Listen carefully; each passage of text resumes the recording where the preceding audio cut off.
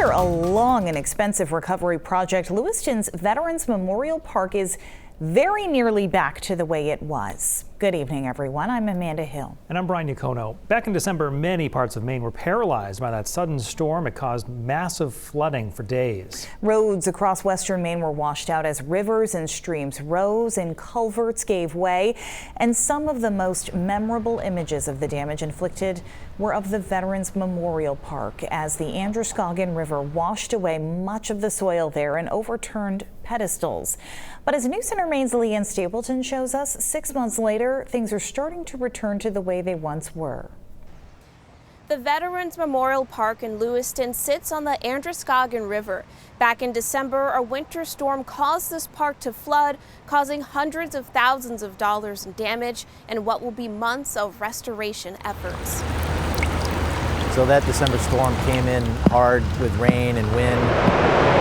The damage to Veterans Memorial Park didn't happen right away.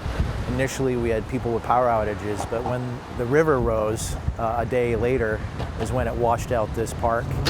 In the aftermath, the community rallied to rebuild. Volunteers from all over New England, as well as this area, for a one-day workshop that we had big equipment here, moving stuff around. Cody Crane donated their time and lifted the naval deck gun that weighed about 53,000 pounds, I believe. And then we also lifted the Jeep out of the hole in the ground. We had a city crew down here adding fill back in, doing erosion along the embankment, adding riprap, and really getting the site ready. With the help of FEMA funds and donations, some of the expensive repair work began. Saved at least 10 or 15 benches and other monuments at that time. We still have 5 that are in the shop being rebuilt. Some of them were broken so badly they had to be replaced.